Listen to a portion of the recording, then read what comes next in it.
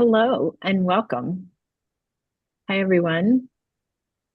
Hello, everybody. I'm Karen Wolf, and I'm the director of the John Carter Brown Library. And it's such a pleasure to welcome you here today. I'm going to give folks a minute to join the webinar. People will start to filter in here. Let me give you a brief introduction to this series before I introduce today's wonderful speaker, Joe Rezek. So this afternoon is the first in a series, all Tuesday afternoons at 4 Eastern, on some fundamental issues and topics in the history of the American Revolution and the early United States. We're welcoming a great group, about a baker's dozen scholars, to talk about the big picture and to share a bit of their research. I think of this as both like bird's eye and worm's eye view, both. The idea is to create a kind of a resource, a video library of materials as part of the JCB's ongoing history and journalism project. We've been thinking and talking a lot this year about how we can help support folks who are reading, writing, and speaking about the revolution in this year of commemoration. And one way is to keep connecting folks who are interested in this period with those who have done the deep dives. You're going to keep hearing from us at the JCB about history and journalism and why we think this work is important. And you're also going to hear from us after each of these events with some of the materials in the library that help support interpretation of these specific issues. Really excited about it. And I'm equally excited in this year when the American Revolution is news to welcome our first speaker for this larger project, Professor Joseph Rezek, who is going to speak about common sense. Yes, the 1776 publication, not the basic essence that we all need, although maybe both. I don't know. So, Joe Rezek is an associate professor of English and the director of American Studies at Boston University, a scholar of early American and 19th century American literature and the history of printed things, how they came to be, and how much force they could have in the world. His next book, soon, is The Racialization of Print and considers everything from John Smith in colonial Virginia, which we watched him work on when he was here at the JCB as a fellow, to Phyllis Wheatley in Boston and beyond, and Frederick Douglass. He's also working on a book about four writers and activists of the American Revolution: Benjamin Franklin, Phyllis Wheatley, Mary Wollstonecraft, and Toussaint Louverture.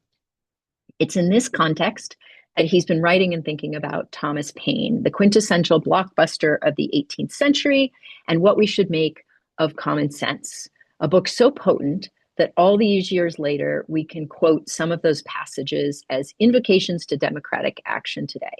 Joe wrote about Common Sense recently on its 250th anniversary for the New York Times, and I'm so glad to have him with us today. Welcome, Joe.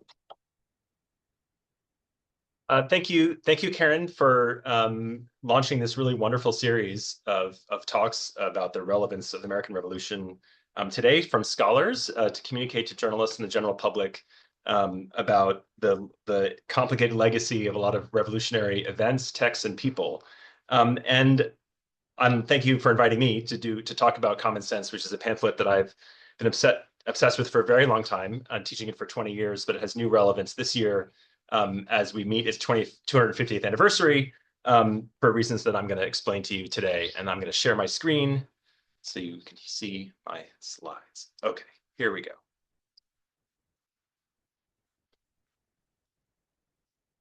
Okay. So today, and thanks to Gianna, who's running the Zoom session. Okay, so I'm going to talk today about the legacy and contemporary resonance of America's first best-selling book, Thomas Paine's Common Sense. My goal today is to stage a feedback loop between what I see as the historical significance of Common Sense in the exact moment of its publication and the actually quite stunning Paine revival that has happened in the past year, and as the 250th anniversary of independence approaches. Slide. Okay. Millions of Americans have embraced the rhetoric of this pamphlet anew, carrying placards and protests that display one of Paine's greatest slogans: "In America, the law is king." So at the time Common Sense was first published in Philadelphia on January 9th, 1776, it was not yet clear that the United States would declare independence from Britain. Paine's great impact was to help persuade the 13 colonies to leave the British Empire behind, as they did the following July. So, reading Common Sense in the 18th century, Paine's audience absorbed the homespun words he used to destroy the legitimacy of hereditary monarchy and assert the right of the people to govern themselves with laws they created and approved.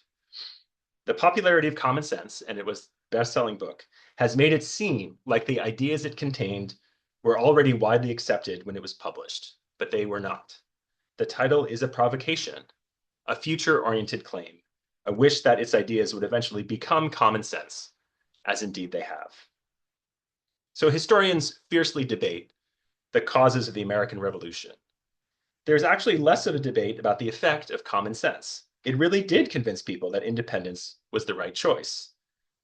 The historian Alan Taylor has recently called Common Sense, quote, the most powerful pamphlet in American history. So 8 months after shots were fired at Lexington and Concord on April 19th, 1775, many delegates at the Continental Congress in Philadelphia still favored what they called reconciliation with the king. Paine made the first irresistible argument for independence in language everyone could understand. So that's the 18th century context. So reading Common Sense in our own time, 250 years after its publication, is a fascinating and dizzying exercise. And here's a picture I took this weekend at a No Kings protest in Boston. So over the course of American history, Paine has been a hero across the political spectrum, for the right and the left. Ronald Reagan picked out a famous line from Common Sense when he accepted the Republican nomination for president in 1980. Quote, "We have it in our power to begin the world over again."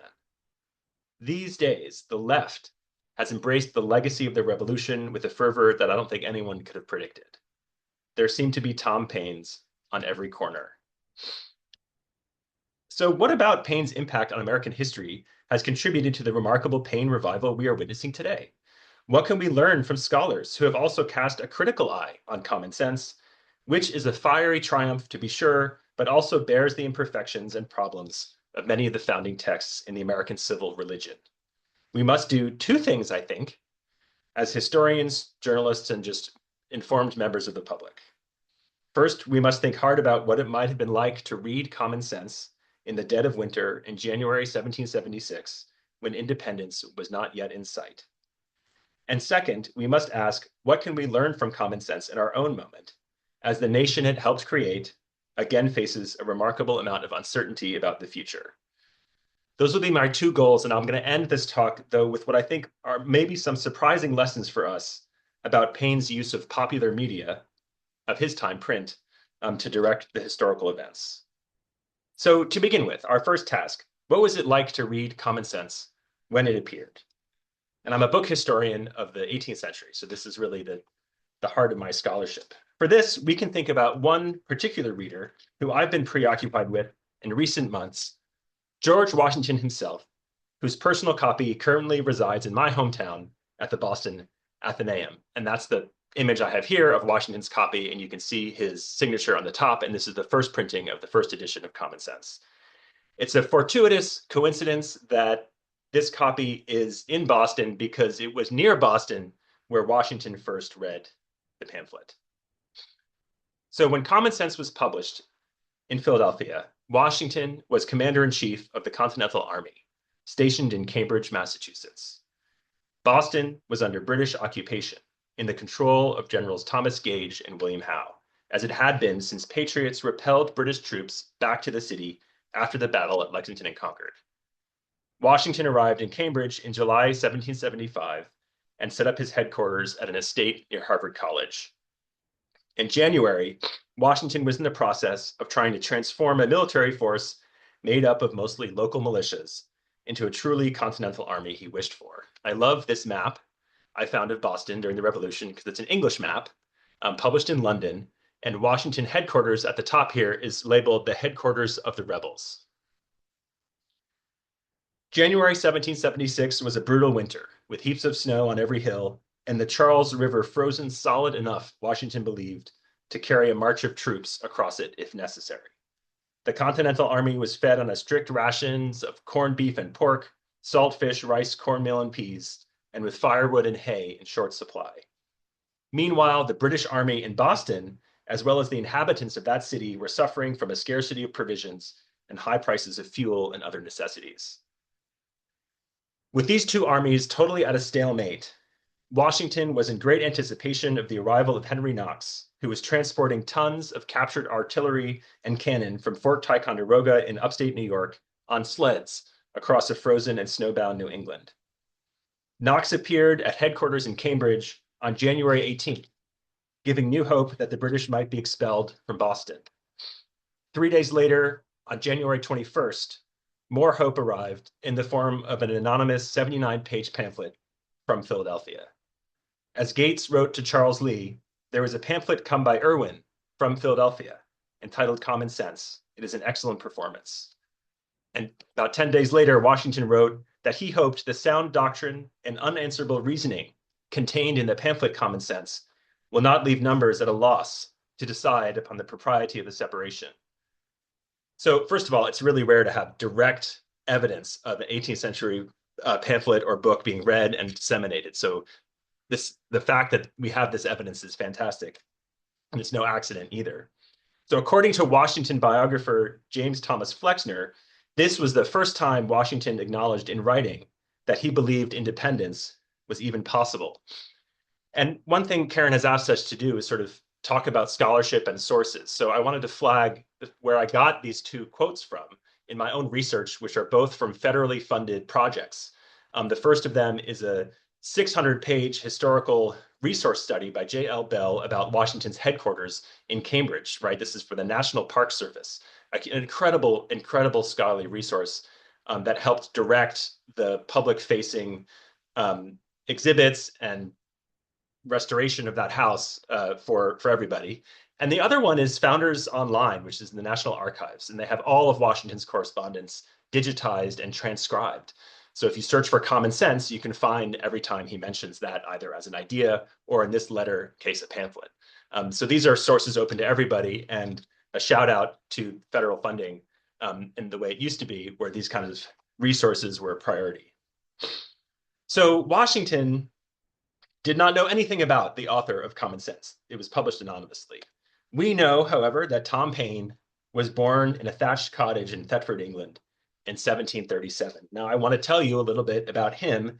And again, here are my sources. This is like a bibliographical resource for you, scholars, where I've gotten my information from, and scholars who have been important to my own understanding of this pamphlet and of Tom Paine. So Paine was never formally educated, but he associated with a literate class of artisans, merchants, professionals, and writers who read and discussed with avidity all the classics of Enlightenment philosophy. John Locke on the state of nature and the inherent equality of mankind, Jean-Jacques Rousseau on the social contract, Montesquieu on government.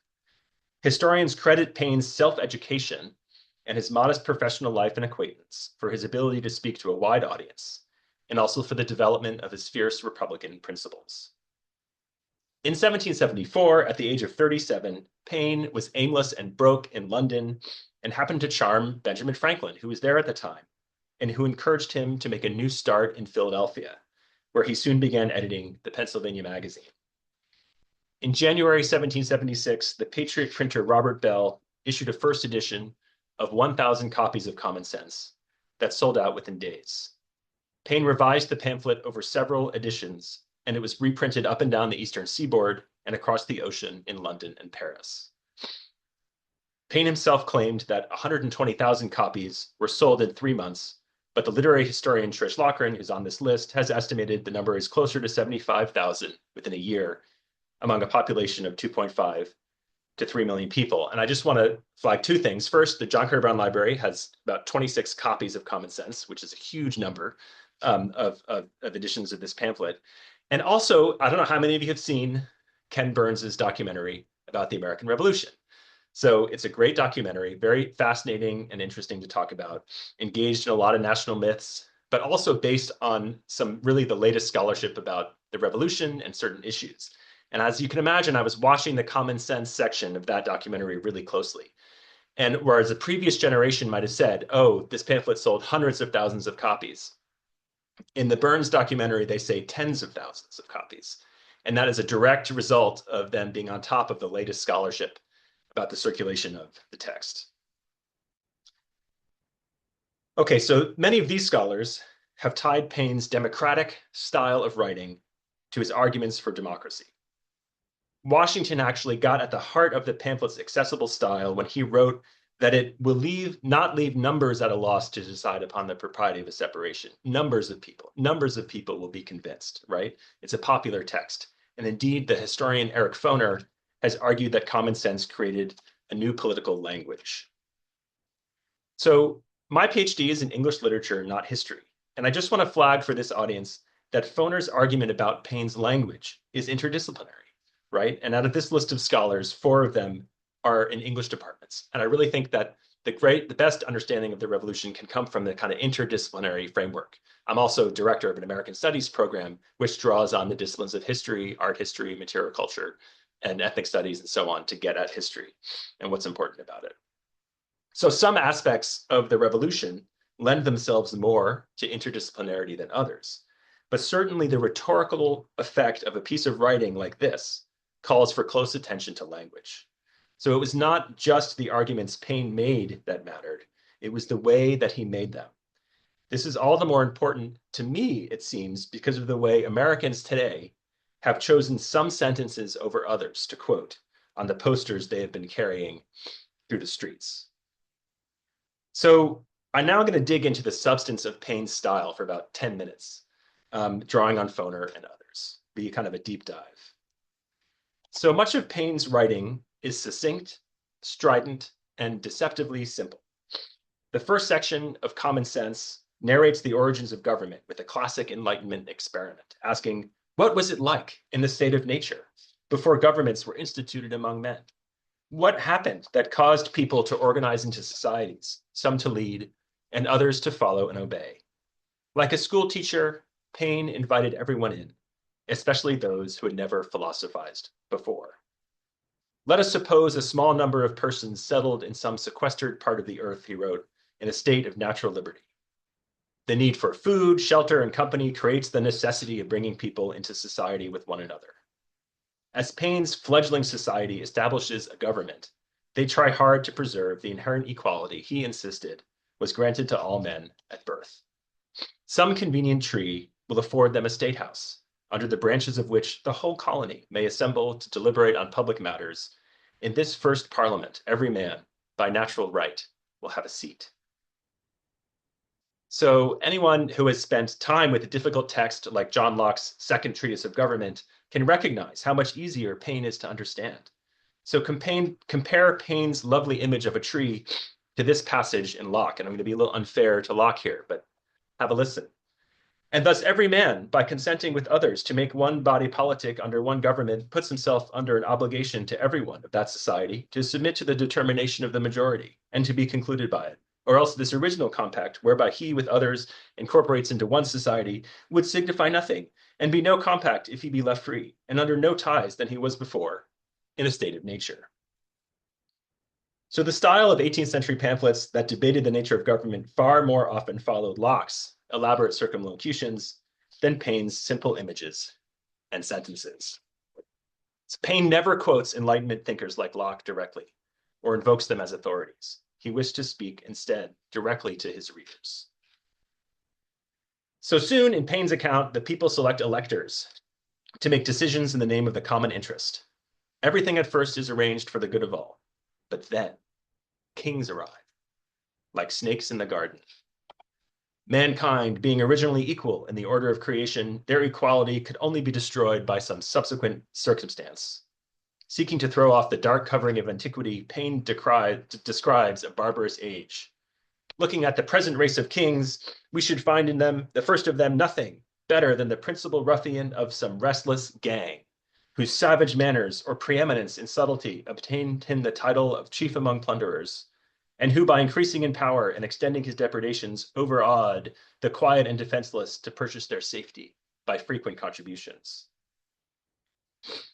The power of kings originated in their cruelty, restlessness, manipulation, greed, love for power, and the feel and pliability of an overawed citizenry. Paine observes that a ruffian's savage manners, far from disqualifying him from office, might elevate the person to the title of chief. With origins like this, how can anyone believe that kings are legitimate? So this theoretical experiment becomes concrete with a thrillingly blasphemous treatment of the history of England. Just look at what Paine does to William I, the Norman nobleman who invaded England in 1066 and from whom all subsequent English monarchs are descended. England, since the conquest, hath known some few good monarchs, but groaned beneath a much larger of bad ones. Yet no man in his sense can say that their claim under William the Conqueror is a very honorable one.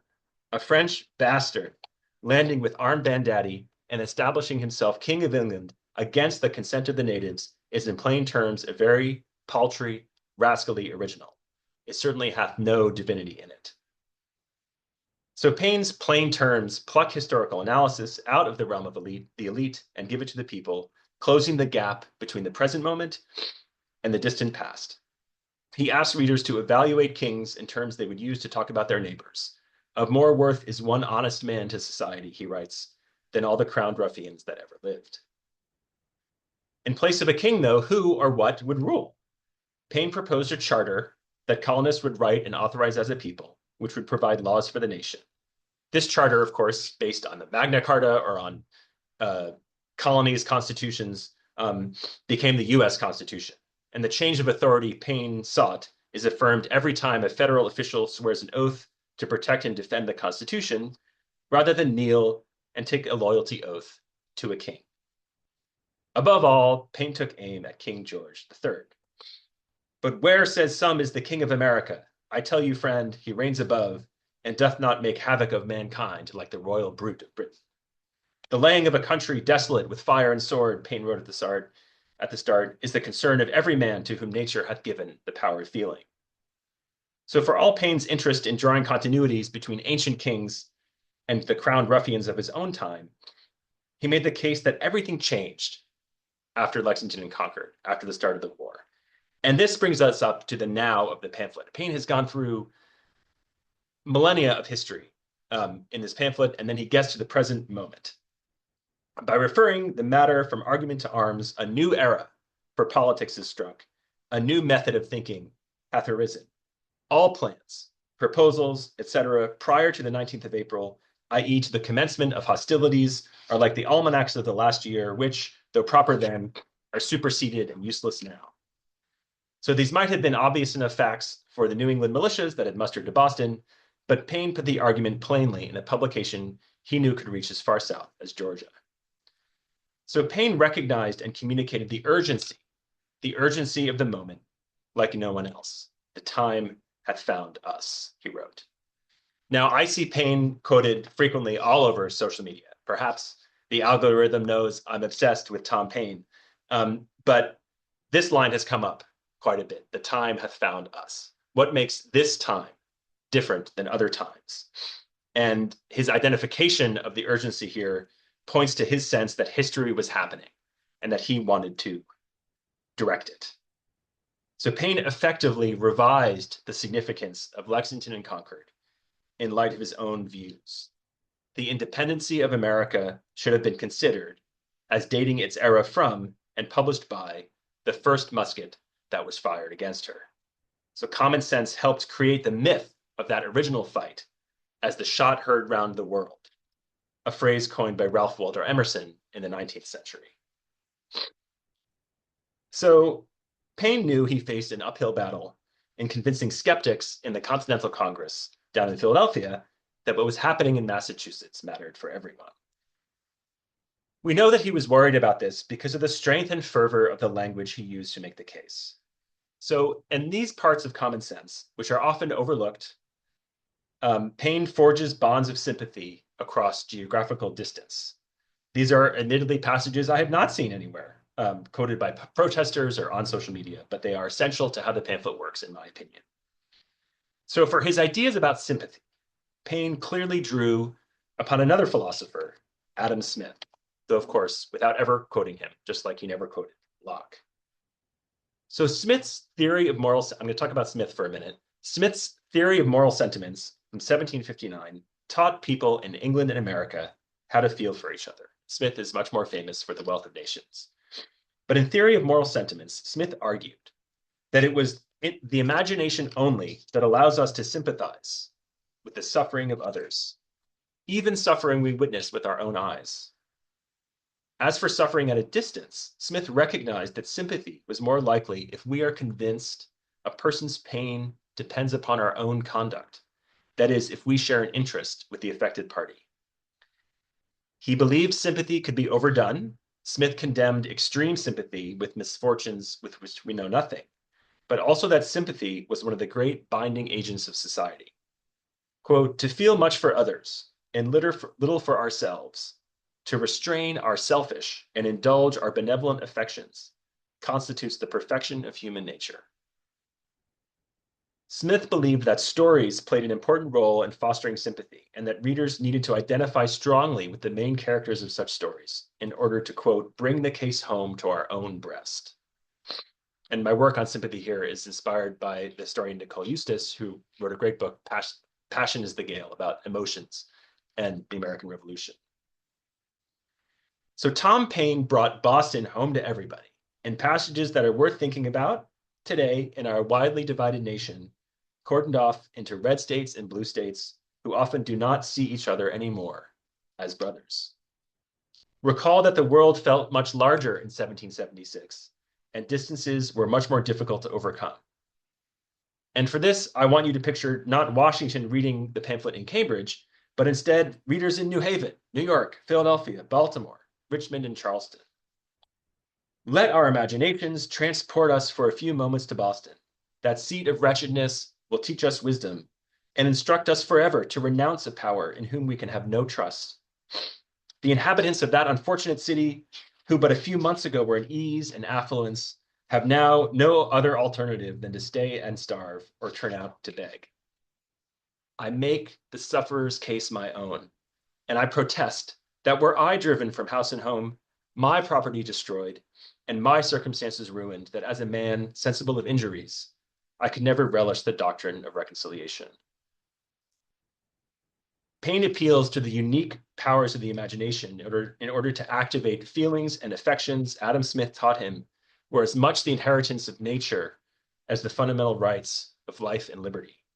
He asked everyone to imagine how they would feel as the principal sufferers in this fight if the Continental Congress were to betray their cause and strike a deal with the king. In claiming suffering of Bostonians as my own, Paine modeled for far-flung readers a way of believing that they shared an interest with the inhabitants of that city. He used language to build a national community in a shared sense of purpose across vast distances. Okay. None of the scholars on my list idealizes Paine or any of the founders. We all recognize the limits of his vision for the nation, of who can claim the equality God supposedly granted to everyone at birth, and what kinds of people deserve our sympathy. It is important to consider these limits as we communicate the legacy of otherwise mythological revolutionary text, individuals, and events to a wide audience. Women read and heard Common Sense, for example, but the explicit audience was men, and in particular the white men whom Paine knew would decide the purpose of the war. There is a striking and damning irony, too, in Paine's outrage at William the Conqueror's seizure of power in England against the consent of the natives, while he defended settler colonies founded on indigenous genocide and the seizure of indigenous land. So throughout Common Sense, Paine conflates the 13 colonies with the entire continent of North America. There's something very absurd, he writes in a celebrated line, in supposing the continent to be perpetually governed by an island. But in 1776, of course, sovereign indigenous nations governed most of the vast territory of North America, and Britain only a portion of land up and down the eastern seaboard. Paine's sense of continental entitlement developed into the 19th century idea of manifest destiny, the belief that the nation was meant to stretch from sea to shining sea, no matter who stood in its way. Though Paine certainly did not bring home to his own breast the suffering of Native Americans. Unlike Washington and many founders, though, Paine was anti-slavery in his personal beliefs. Whether he supported publicly the abolitionist cause is now a point of dispute among historians. But certainly, though, nowhere in Common Sense does Paine make the argument that the enslavement of human beings violates natural law. In a line that would find its corollary in the Declaration of Independence, Paine calls Britain a barbarous and hellish power for having, quote, stirred up the Indians and Negroes to destroy us. And there's a world of meaning in Paine's refusal of that first-person plural us to include the non-white inhabitants of an America whose cause, as he claimed, is in great measure the cause of all mankind. So, equally interesting to all of these problems is perhaps the most quintessentially American aspect of common sense, which seems provocative and relevant today as we commemorate the nation's 250th. Paine thinks that Americans should forget the past completely and forge a whole new society, as if from scratch. He seems to want to reestablish the state of nature as it existed before kings arrived to ruin everything. In the early ages of the world, Paine wrote, there were no kings. This wish for rebirth lies at the very heart of American mythology, and it comes with risks worth mulling over. It was this aspect of Paine's vision that resonated most with Ronald Reagan, in a sentence we might now consider in its original context. We have every opportunity and every encouragement before us to form the noblest, purest constitution on the face of the earth. We have it in our power to begin the world over again. A situation similar to the present hath not happened since the days of Noah until now. The birthday of a new world is at hand. Excuse me. Such a promised rebirth is, of course, religious even more than the analogy with Noah suggests. It is premised on a leap of faith, a hopeful, forward-looking, and bright vision of new dawns to come. But the promise of a clean slate erases the violence of the past, not only the wreckage Paine is willing to acknowledge, but also those injustices that go unstated in common sense, and which his new world does not at all promise to reckon with or redress. The cost of American innocence is always amnesia. At the very end of Common Sense, Paine calls on powerful American men to, quote, unite in drawing a line which, in an act of oblivion, shall bury in forgetfulness every former dissension. This is the rebirth of a nation without sin.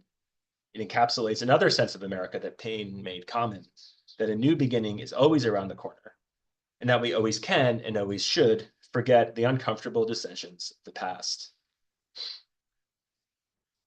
So Paine scholars recognize that common sense was not only a powerful argument in favor of anti-monarchical Republican values, it was also propaganda for a specific political cause, the cause of the Patriots.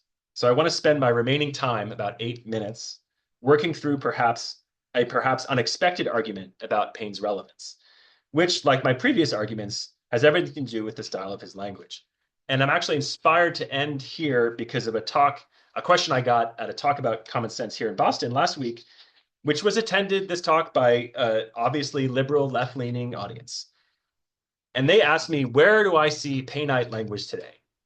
Like, where is the revolutionary new language we can access, which might save the nation from peril? And my answer was a little disappointing to them.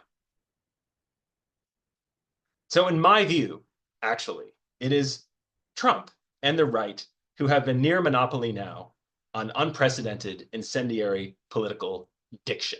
And this is something we can learn from the why Paine's pamphlet was so effective. What we have seen Trump do is reject political language, standard political language, in favor of a new and blasphemous way of speaking that thrills his supporters and leaves everyone else paralyzed with shock and disgust.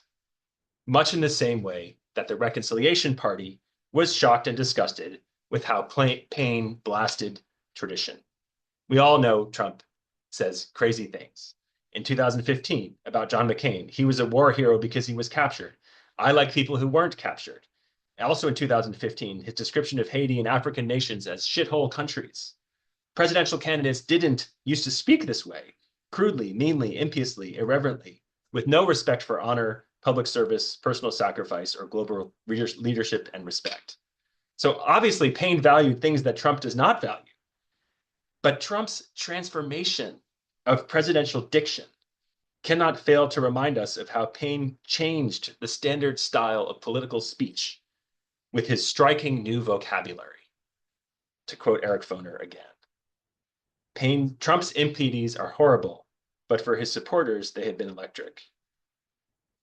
So actually reading Paine's 18th century detractors, his enemies, those in favor of reconciliation, is a harrowing experience, actually, for those of us now defending the traditional order. It is harrowing, quite frankly, because they are terribly written. So James Chalmers calls Paine a political quack in the first long paragraph of Plain Truth, a pamphlet refuting common sense. But in that same paragraph, he also enlists Montesquieu, Rousseau, and James Berg as an elaborate and lugubrious kind of textual armor, praising the many encomiums bestowed on our excellent British Constitution by illustrious authors of different nations. And we soon have to endure Chalmers' appeal to impartial historians who would say that the best princes are constantly calumniated by the envenomous tongues of pens the most worthless of their subjects. So Chalmers' mouthy and arrogant riposts remind me of opponents of Trump who appeal in vain to the wisdom of our own now ancient constitutional order and all the authoritative discourse that has supported it over 2.5 centuries. The point here is simply to notice that Trump has successfully tapped into a deeply ingrained vernacular American tradition of screwing with the language of authority. So also, Trump's opponents have failed to match his mastery of the popular media technology of our time, the algorithm. Recent work on Paine has emphasized his own savvy manipulation of the colonial printing environment, with printers who have giant egos and with no enforceable copyright laws. It was not so much a spontaneous media event, the publication of Common Sense, as a calculated and deliberate media frenzy. So after Common Sense's original printer, Robert Bell, issued a second edition of the pamphlet without permission, Paine engaged a rival printer, William Bradford, to publish an expanded version with new material. The two printers then competed fiercely for attention, advertising their different editions, even in the same newspapers. And this is a famous case, famous for us anyway, where the two different competing editions of Common Sense are advertised on the same page. And this is from Philip Gould's Writing the Revolution. On the same day the first edition was printed, moreover, a speech from George III condemning the colonists' rebellious war had arrived and been published in Philadelphia. Paine was energized by this, as he gleefully wrote in one of the expanded editions, quote, "Had the spirit of prophecy directed the birth of this production, it could not have brought it forth at a more seasonable juncture." And this is really key for what I'm saying now. He said, "Men read by way of revenge," Paine wrote, as anger drew more and more readers to his book. Loyalists were horrified to see Paine's pamphlet and its ideas spread throughout the colonies with unprecedented speed and breadth, partly because of a well-organized patriot network of distributors who made sure pamphlets like the one Washington received were distributed up and down the King's Road. For years, of course, Trump's social media screeds have been the most discussed and widely circulated post in the nation. So I said historians are generally in agreement that Common Sense changed minds at the time. But there is actually some debate about this question. Some argue that we ultimately cannot know whether Common Sense hit a chord because it reflected already existing views of readers or because it changed their minds, what Trish Lochran has called a kind of chicken and egg question. And the same can arguably be said about Trump. Is his movement awakening long-held prejudices and anti-democratic sentiments held by his followers already, or giving them permission to be openly chauvinistic, openly racist yet again?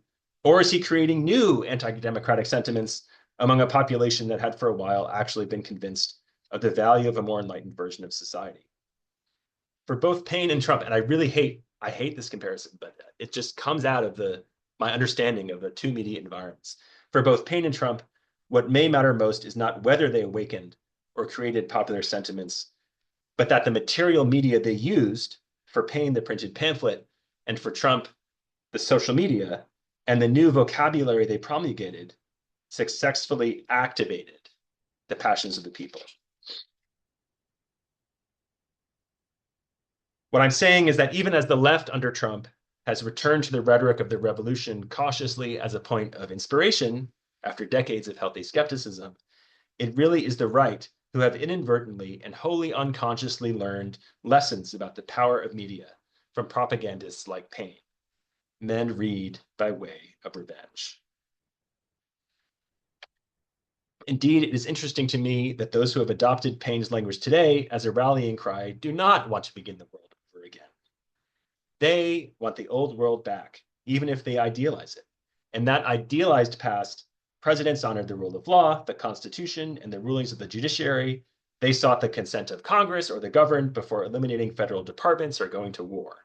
The No Kings protesters are, from this point of view, conservatives who favor tradition and look to the past for guidance, not to an uncertain future. So, in other words, the revival of pain today is paradoxical. Okay, this is my last paragraph. What I have tried to do for this audience is demonstrate the benefits of sitting for a long time, and perhaps uncomfortably with an iconic and familiar text, to see and understand how and why it is news today, both for reasons we might think of as obvious and also in unexpected ways. But for all of Paine's concluding thoughts about forgetting, common sense did teach history to countless Americans, the history of kingship, the history of England, and the history of the present conflict between the colonies and the king. He showed that the power of kings was not inevitable, and that there was always another way forward, and that kings only came to rule because they seized control of society for themselves. Paine clearly understood that history is always made from the choices people make while not knowing at all what the future holds. That was a lesson he gave to his readers as they faced their own choice about what the revolution might ultimately mean and do. And it is a choice that those who have embraced Paine today also face, and who recognize the urgency of this historical moment. The time hath found us. But what will we make of it? What is our common sense? Thank you. I finished. I will. Thank you so much, Joe. That was amazing. Thank you. I thought I knew somewhat where you were going, and you went in new and exciting directions. Thank you so much. That was fantastic. Okay, so a couple different things. Um, First of all, if you use the Q&A function, you may absolutely pose some questions here, and I'm going to field them for Joe. Just a quick response to Scott, who asks about the new 6-volume edition of Paine's works. I think Joe had that on one of his Yeah. earlier slides. So yes, and thank you. And that sounds fantastic. Yes, it's coming out in June from Princeton University Press, which seems super important and apropos, among other things, because of Princeton's association with Sid Lapidus, who is a great collector of Paine and supporter of the And that, Institute for Tom Paine Studies, for yes, example. and they're attributing many more previously unknown Paine texts in that edition, which will come out in 6 volumes. Should I keep my screen shared and move between slides, or should I? No one can really see Mm, anybody, so I might as well keep it up here. Okay. yeah, it's lovely. I mean, it's up to you. I love seeing George Washington there. It's good. Okay. So feel free to add questions in the Q&A, and I will read from them. But I'm going to start with a couple of questions for you first, Joe. I'm so struck by your incredibly careful and subtle analysis of Paine's use of language. But I want to ask you about Paine's trajectory over 1776. I rather crudely think of 1776 as the year that's bookended by Paine. Like January is common sense, July is the Declaration of Independence, December is the American crisis. It's the times that try men's souls. Yeah. But something happens to Paine and to Paine's audiences and to his sense of what he will do next when he launches into the American crisis. I wondered if you could talk about that just a little bit. I know we asked you to talk about common sense, and now I'm No. like, could Yes. you do the whole Paine Did the whole oeuvre? Paine thing. Okay. Yeah, but I did. but just the 1776 Paine, because the rest of Paine is a whole that's a whole different thing. Yes, and But I just believe yeah, in so the American crisis, which begins, these are the times that try men's souls, is his series of pamphlets about chronicling the American Revolution and the maneuvers of the army and trying to rally and Americans to the cause and keep them hanging in there. I mean, it becomes a very long and drawn out war, and that those pamphlets don't end till the end of the war, so it's a very dedicated event. I don't actually know how he gets from Common Sense through there. I sort of end in March with some of the revised editions of Common Sense. But I know that by then, certainly, he's the author of Common Sense, and he's become pretty famous. So that he's publishing the American Crisis as the author of Common Sense, and so he's sort of he's owning independence, and he's owning his role in having nudged Americans towards independence when he becomes a kind of spokesperson for the Patriot Army and for Americans who are enduring the war with the king. But beyond that kind of general sense, I'm not quite sure how he gets then to the American. It's a totally different. I mean, those pamphlets are much more wrenching and much more detailed, empirical. yeah, Not as the language is not as he's not doing any experimentation. He's like reporting. I mean, they're kind of reporting pamphlets in a way. Yeah. Is what. Yeah, that first one and all of the Yeah. language of that first one to the kind of to the contrary in a Yeah. sense. Yeah. Yeah. He's a fascinating character in so many ways as a writer, as you've shown us. One other thing I want to ask you about before we turn to some great questions here, which is Paine's an immigrant and he's really recent. And you touched on him arriving soon, but he really does like land, plant, and go. Is there anything more to say about the connections that allow him to do this, the way that, genius facilitates that? What is it that So facilitates this? Because I don't think it's just genius.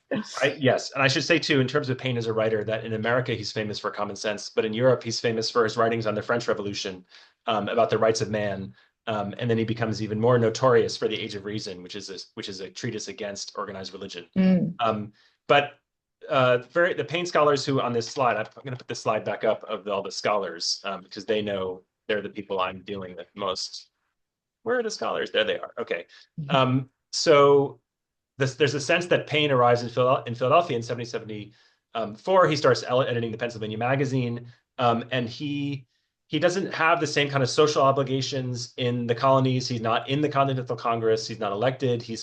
But he's hanging out with Benjamin Rush, who comes up with the title for Common Sense. He's hanging out with Samuel Adams and others around the Continental Congress. Benjamin Franklin is back by then, and but his ability to speak plainly about the history of kings and his interest in doing a new history of England, to delegitimize hereditary monarchy has everything to do with him having been raised in England and hating the king in England. So his hatred for the king in England and for monarchy in England allows him in a way to speak this way about the government.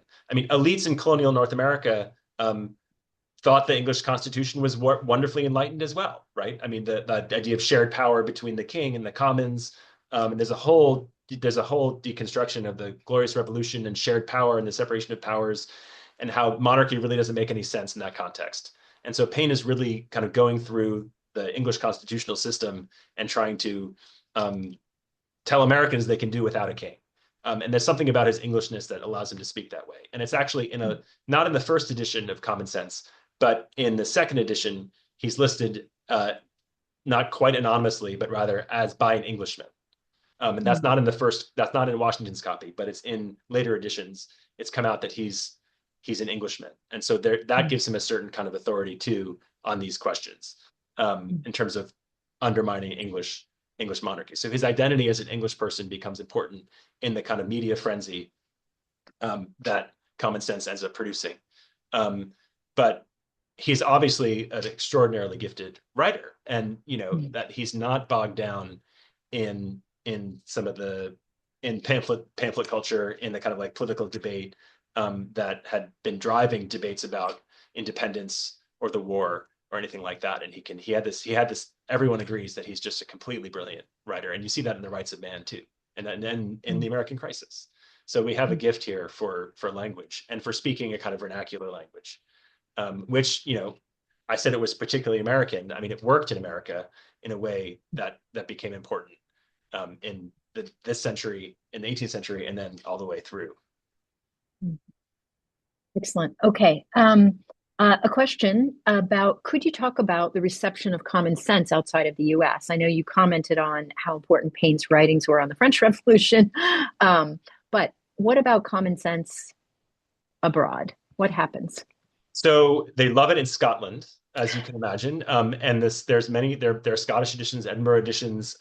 There's some question about whether the pamphlet was not legally reprinted in London. It may have been a clandestine publication because it's so Mm, anti-king. Although some of the in the English editions in the English editions of Common Sense, some of the language is dashed out, is censored, but not in the Scottish reprints, which I've seen at the Athenaeum as well.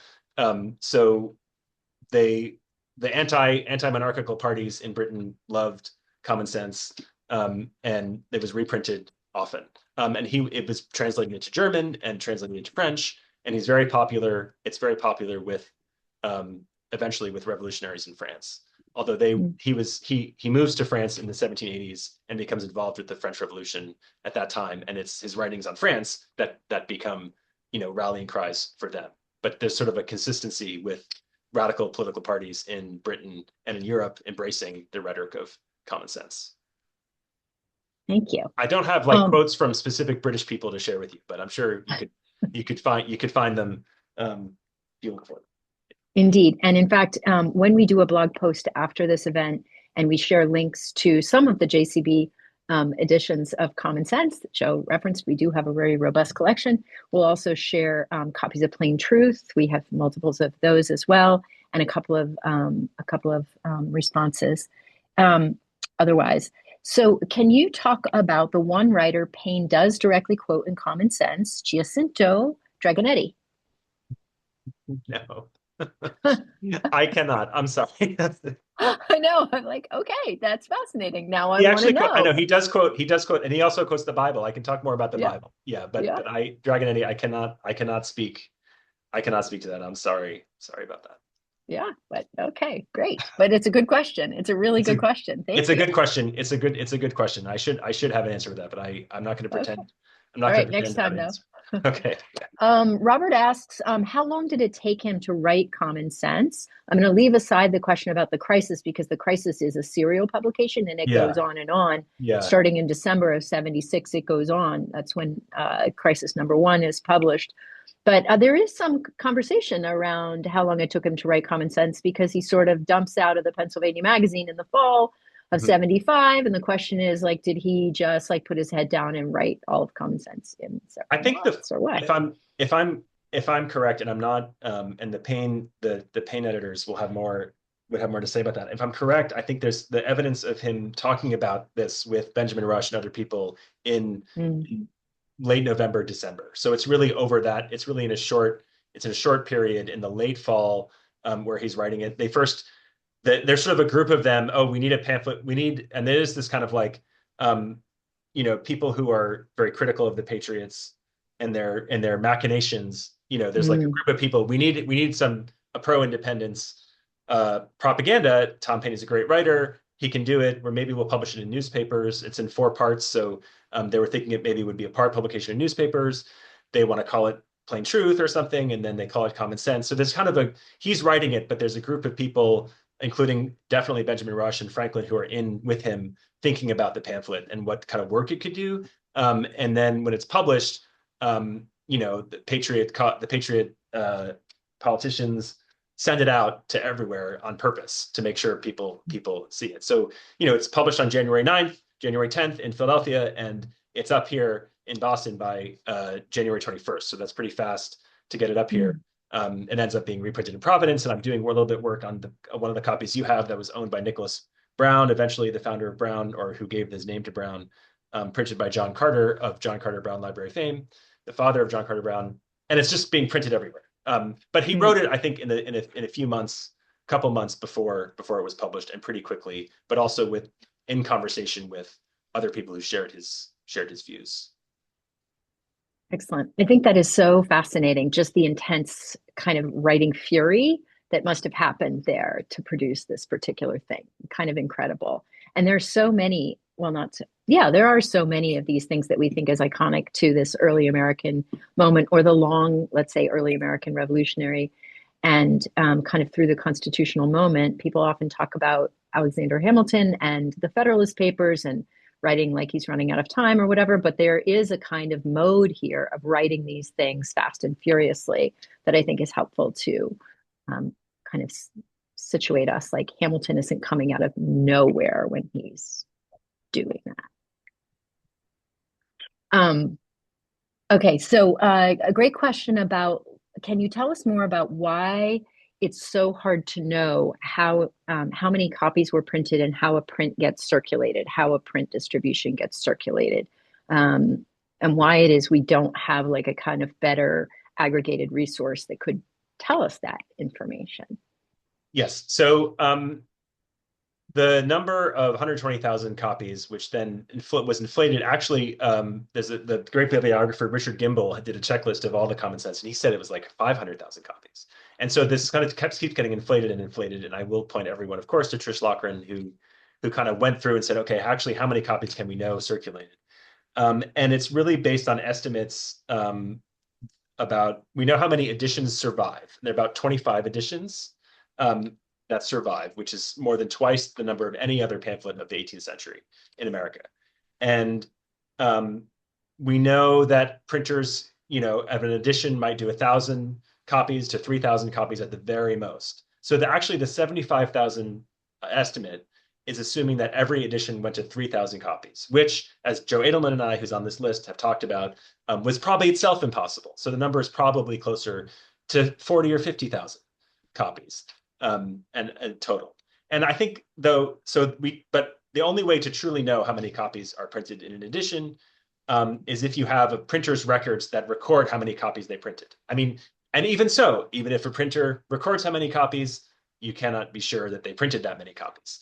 And there are often editions that have a new title page that were the sheets used for previous editions that are masquerading as new editions. So it's not a science in this period. We don't have New York Times bestseller lists, and Publishers Weekly is not there to publish all the numbers of the copies. But in some senses, and when bibliographers and historians talk about this pamphlet, the number of copies printed might not be the best gauge of the importance of this pamphlet because of the way it was also excerpted in newspapers and debated everywhere. So the refutation of common sense in plain truth could be seen as a kind of shadow copy of the pamphlet because it's rehearsing all of the arguments of common sense in order to refute them. But if you have that information and you're wavering, you could be totally unconvinced by the refutation of common sense. So, and then you have the advertisements in the newspapers that I showed that create a kind of frenzy even without reading the pamphlet in its entirety. So it's kind of like, it's the way that it dominated the discussion about independence and sort of took over in those months leading up to the debate in the Continental Congress, that show its effect. But the idea of it being but in a way, it doesn't matter so much how many copies were printed. What matters is that it was definitely by far the most reprinted pamphlet out of all the pamphlets. So comparatively to other pamphlets, it was by far the most popular. And then also it dominated the print culture of the time in terms of what is the touchstone for these arguments for independence. But we're certain what we certainly cannot do is trust Paine himself to say how many copies were sold, because he has an investment in calling it the most successful publication in the history of the world. Which is what He's his own best hype man. he is, which is like, yes, I mean, he did do something important with this pamphlet. There's no question. So I have two last questions for you. Sure. And they're related. And one is, I know you had two fantastic quotes on an earlier slide about reactions to common sense. One of them from Washington. Yeah. Um, but do you have a kind of favorite reaction to common sense, contemporary reaction to common sense?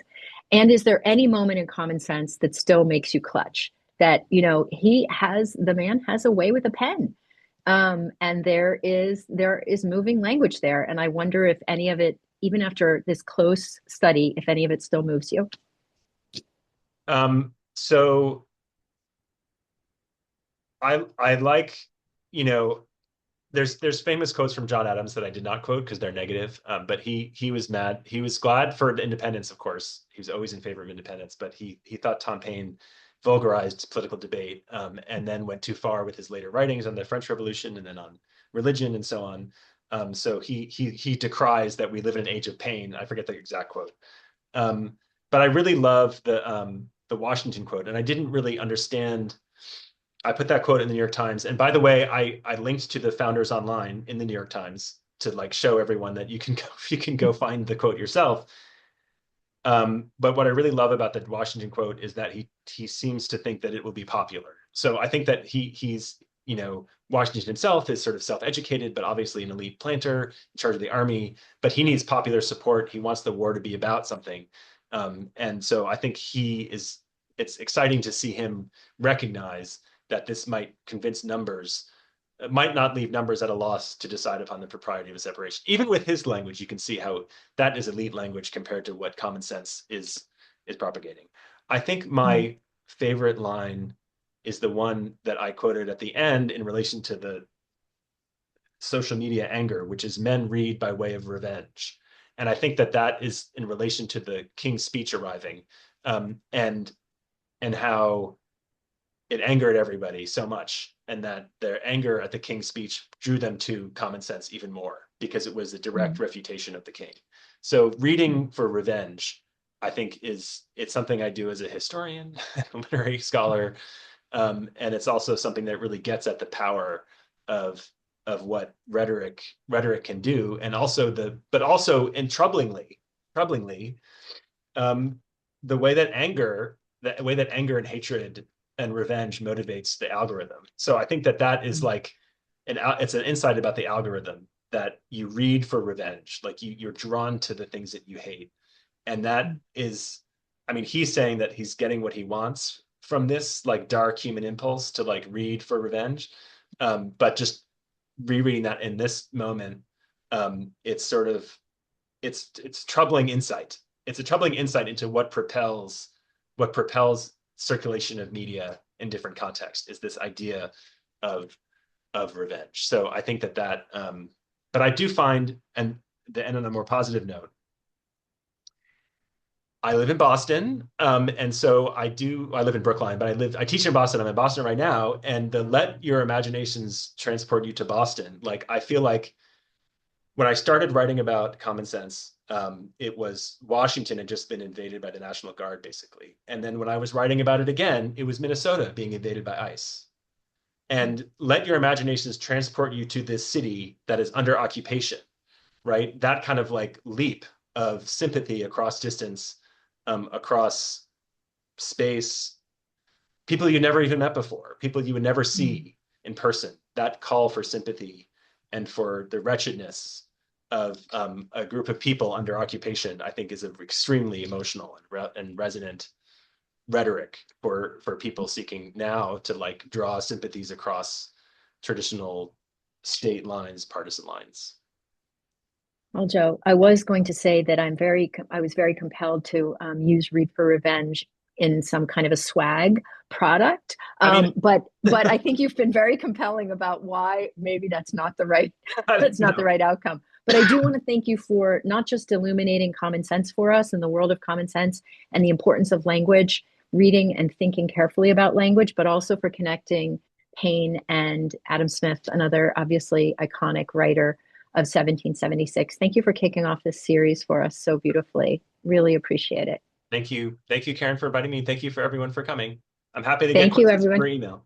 Okay. Thank you, everyone. Wonderful afternoon. Bye bye.